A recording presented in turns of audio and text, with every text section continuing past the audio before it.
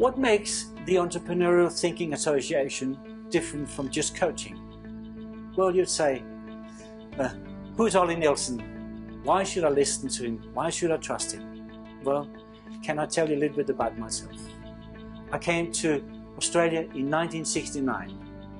The first 13 years I worked in finance, and after that I started with one of the largest wholesale nurseries in Australia. They had 200 employees.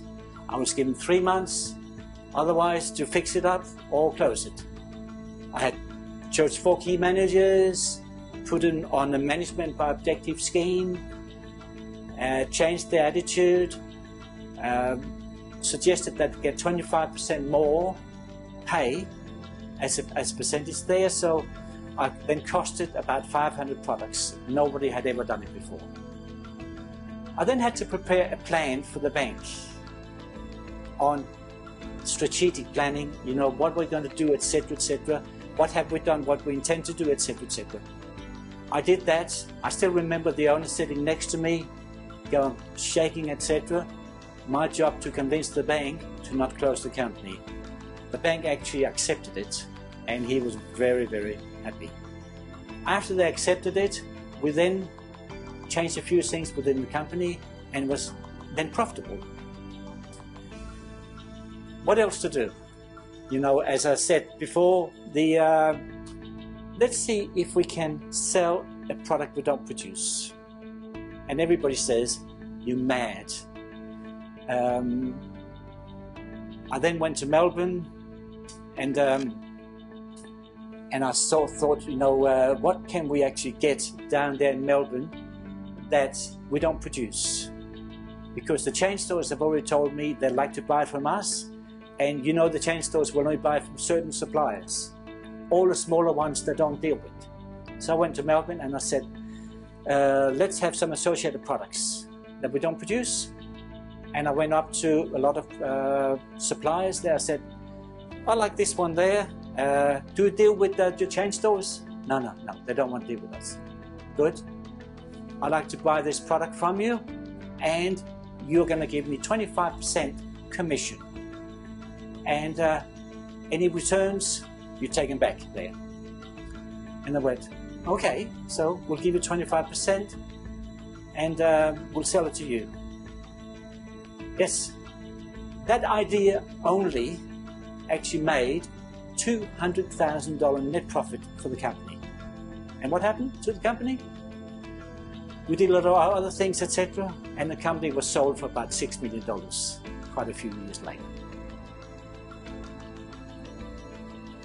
My aim is to assist businesses increase their entrepreneurial mindset. I'll continue working with businesses until they're extremely happy. I can do it for a year, 50 years, maybe not my age, but or until it's sold. So what services does the Entrepreneurial Thinking Association offer? Well, I can change the attitude of the people when I go in there. I've already done it, etc. And I've got a special one in the manual, business manual here, which is called, it's a survey called, are we all on the same boat going in the same direction? And you go, what's that got to do with business? You'd be surprised.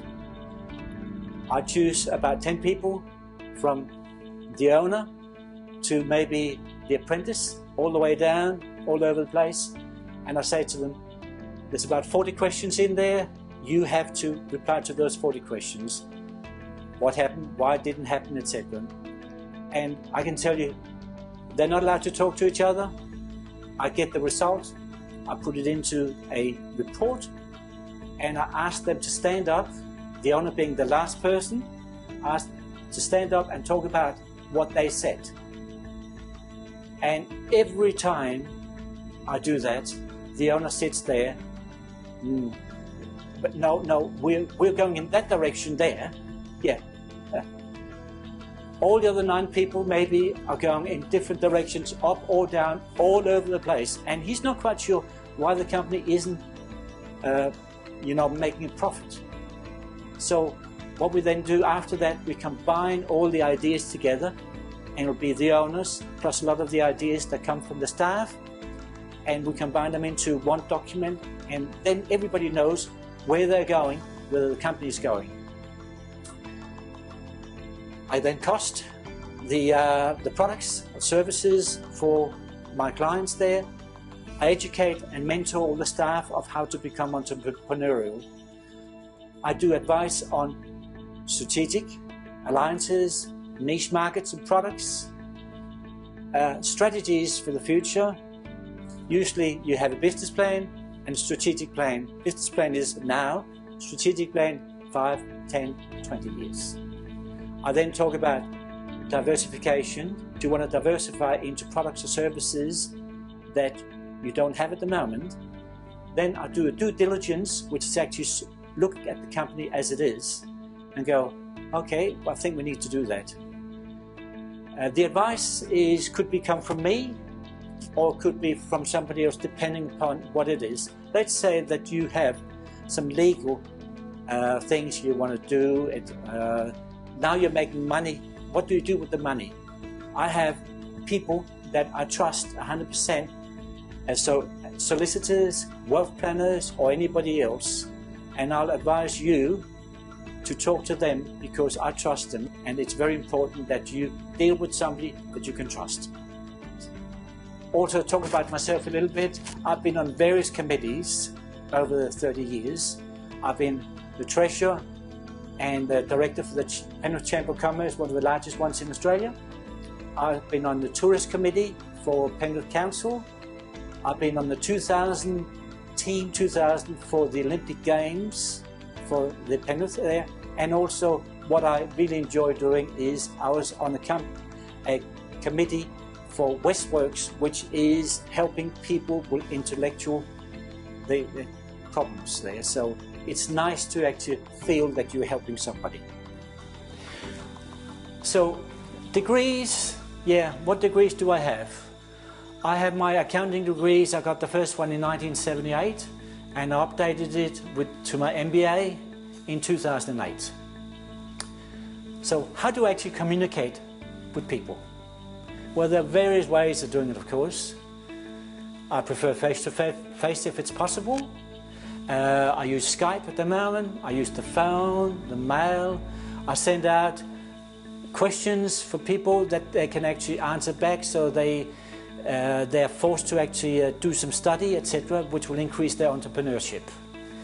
I can do monthly newsletters. If you request an up-to-date newsletter every month, I can do one for you. I do ad hoc assignments, such as cash flows, monthly cash flow, let's say over 5 years, profit and loss over 5 years on a monthly basis, balance sheet, plus a lot of other things. When I was with the Chamber of Commerce, we had a meeting once with some government people there, and one of the people I talked to, he was a finance minister at the time there. So I walked up to him and I said to him, so how do you intend to help people, the small to medium-sized businesses there, because they're struggling at the moment? And you wouldn't believe his reply.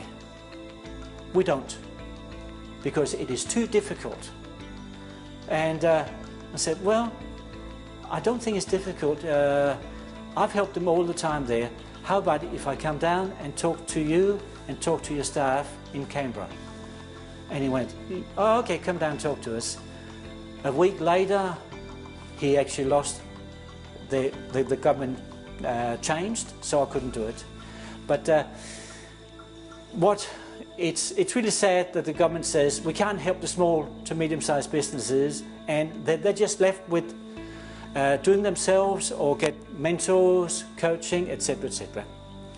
And the small businesses is one of the biggest industries in Australia, of course.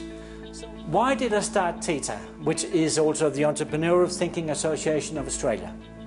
After 30 years, with excellent results, I decided to develop a very unique business manual, which if you study it with yourself or with my help, in the right sequence, over a 90-day period, you're almost guaranteed to increase your entrepreneurship, which will then show up on the bottom line. So when is the right time to actually engage the Entrepreneurial Thinking Association of Australia, service and assistance? Well, I can tell you, early assistance equals early resolution and results. When do you take action so your business does not suffer, but it will actually grow if you take that action there? When you see your sales and profit going down, you might look at it yourself, but a third person's view might actually help you a lot more. What you've got to do is get that person in, but you've got to involve all your staff and do that exercise that are we all on the same boat, going in the same direction, and you'll be surprised if you start losing money, you don't actually know where it comes from, but people on the floor level, they actually know where it's coming from. You're losing money there. So involve about 10 of your staff from the ground up to the MD and get them to fill out the questionnaire, which is about 40 questions, and you can do it yourself or I can do it for you, and you'll be surprised the result that come out from that there. So after listening to what I can do for you and why it's different from normal coaching, you might have heard something that actually might be of interest to you and your company. If you think that that's the case, please either give me a call, send me an email. I always say there's an opportunity coming, that's my slogan also, there's an opportunity coming you every day of your life. All you need is the experience and the knowledge to actually determine whether that experience, that the opportunity is for you and whether you want to grab it. But it comes every day of your life.